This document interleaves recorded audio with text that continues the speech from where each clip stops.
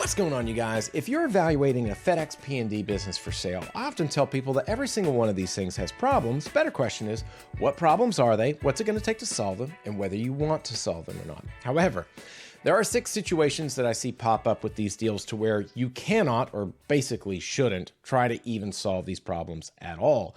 And you need to just walk away. They don't warrant any additional evaluation. Just walk away, find another deal. And I want to go over those 6 things very quickly, because even if your deal doesn't have any of these 6, it's going to help you think through your own evaluation process as you start to dive in. So the first thing is ultra high crime. Now, I'm not talking about your packages getting stolen like a porch pirate. Yes, it causes issues and service failures and complaints and all that kind of stuff. Yes, you're going to deal with that pretty much everywhere, more or less. However, I'm talking about ultra high crime, like your driver's dropping off a package at the patio and he looks back and someone jumps in the truck and drives the truck away, steals the entire truck and all the packages. Your drivers are getting assaulted. Your drivers are getting robbed. And even if FedEx has mercy on you and says, well, we saw that your packages got stolen. Those are non-deliveries. Those technically service failures. We have mercy on you. Even if that's the case, being able to retain drivers that are getting assaulted, that are getting threatened, like, it's such a nightmare. I would just walk away from it altogether. So first thing is high crime. Second thing is a bad contract. And bad contract I'm referring to here is like the idea that the business is not profitable. It doesn't matter how smart you are. Doesn't matter how much you want to work on the business. Doesn't matter your systems and efficiency and all that kind of, it doesn't matter. FedEx is just paid incorrectly for that business. Another reason why margins don't work, because FedEx isn't paying the same for all types of routes. They're looking at things and paying differently. And sometimes when they pay differently, they screw up. Now, not a very common thing, but it absolutely happens. Again, uncommon, but it happens. So when that does happen, you have to fight with FedEx. You have to go back and forth. You got to negotiate, like the real negotiation, not the sort of negotiation that you've probably heard of that happens for every single contract. I'm talking about the real negotiation. And that takes like 6 to 12 months, a lot of times I've seen, for them to be able to get that thing resolved. Could you do it as a brand new contractor? Yes. Is it going to be unbelievably unlikely that FedEx listens to a new contractor that's never worked in FedEx before to really say whether they are paying correctly or not? I wouldn't count on it. I would just walk away and move on to another deal. The next situation also deals with the contract. This is whenever a contract's about to be terminated, or maybe it's not going to get its contract renewed. Now, sometimes the sellers will say, hey man, just fix this stuff up and you'll be good to go. You won't get terminated. There might be some truth to that. Most of the time, the seller doesn't know what the hell they're talking about. So when we get into those situations, there's no black and white policy on what exactly it's going to be like the final straw where you're terminated. It doesn't work like that. Every terminal manager is handling things intelligently, theoretically, and uniquely to that particular situation. So how much has the terminal manager remembered of the sins of the fathers, of like what the previous contractor has done? And if you make one more mistake, like that's it, lights out. Or maybe the terminal manager is giving you a little bit of a fresh start. He's going to give you a little bit of some leeway while you get things fixed up again.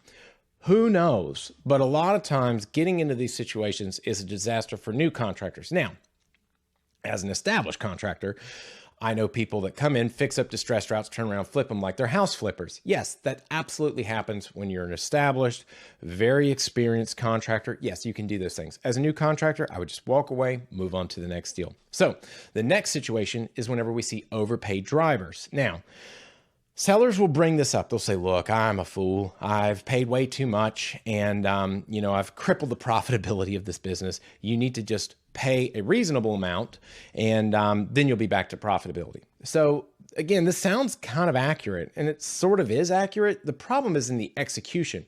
If you come into the terminal and you're a brand new contractor and you just cut everyone's salary, or let's just say you cut the top 50% of the overpaid people, the other 50% that are sticking around are going to be like, holy crap, like that's what happens now? Like I was only sticking this out because I could get a big raise or whatever and get paid like those other guys. Everyone is just going to quit. The only question is how fast it's going to happen. And when it does happen, it's generally an exodus. And whenever you have an exodus like that, you can't get backup drivers in time. You start to have service failures. Then your contract goes under jeopardy. Now you lose your contract. All hell breaks loose. End of the world. So we try to avoid that as much as we can. And it's very difficult. There are strategic ways to be able to handle that, especially, again, if you're an established contractor. Yes, you can fix these things.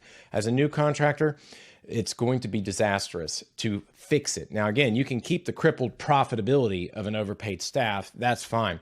And a lot of times whenever we see overpaid staff, it's generally because the owner is absentee. They don't know what to do if someone, for example, let's say they threaten to quit and it's like, I need to train someone new. Gosh, do I know anything about this business to be able to train them on how a scanner works or anything? No, I don't. Screw it. I'll give them a raise. And that's whenever we see like severely overpaid staff, it's generally very poorly managed operations, not good operations, poorly managed. I know they want to make it sound like it's good. It's not. It's the worst. Anyway, again, talking about generalities here, but moving on. The next thing is whenever you're dealing with certain aspects of territory, like for example, whenever we see territories that are ultra rural, I'm talking about like over 250 miles a day round trip. You're going to get into situations where there's like no cell phone signal, your drivers break down. There's no tow truck company that will even go out there and service that area. There's no other contractors around that you can rely on for help. Like they're completely isolated. A lot of times whenever you're in those isolated territories, homeowners don't put numbers on their houses, so it's very difficult to know who the hell you're delivering to or the correct address or whatever. It just causes so many problems. Other sorts of situations that can pop up with territory is like if you're in a very like sunbird area, or let's say, for example, everyone's retired. Hard to find people to work if everyone's retired in the area. The same thing happens like in certain areas in the Northeast where everyone is insanely wealthy.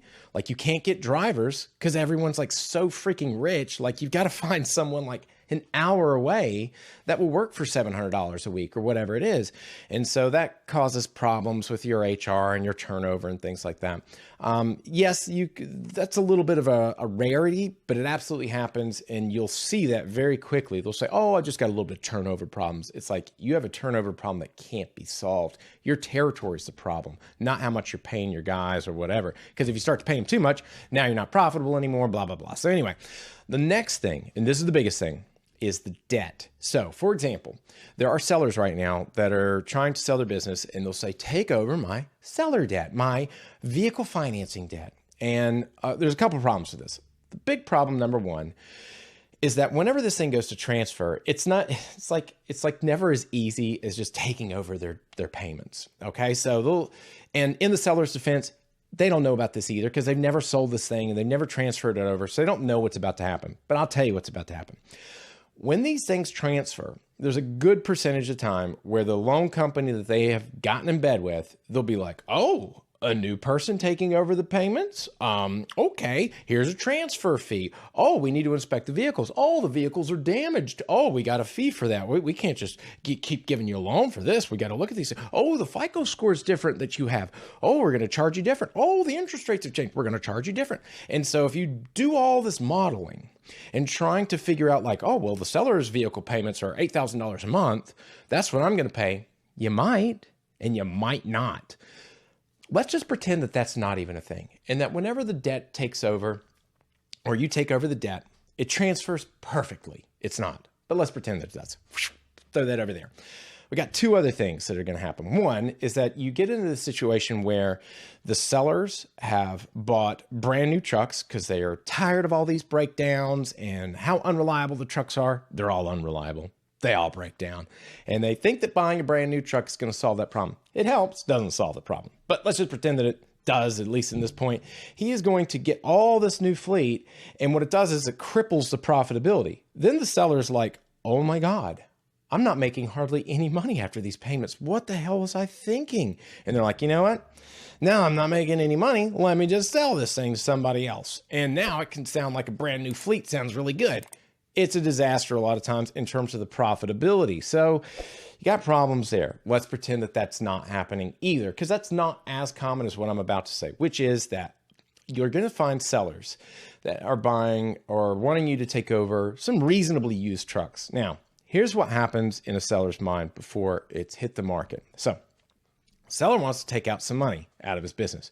Well, you can't go and just get another SBA loan or get like a cash out refi like it's a house or something like that. So the seller looks at this thing and the owner, and he's like, well, how do I get some money out of this thing? Oh, I've got all these trucks.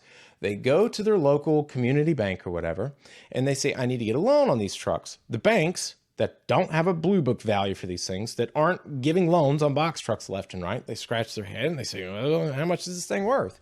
Now let's just pretend that you and I thought that it was worth, and also the seller, thought that it was worth $30,000. Seller says, I think it's worth $60,000. The bank says, well, you don't know. Your FICO looks good. You got a ton of money coming in from this FedEx business. Screw it. Let's give you a $60,000 loan.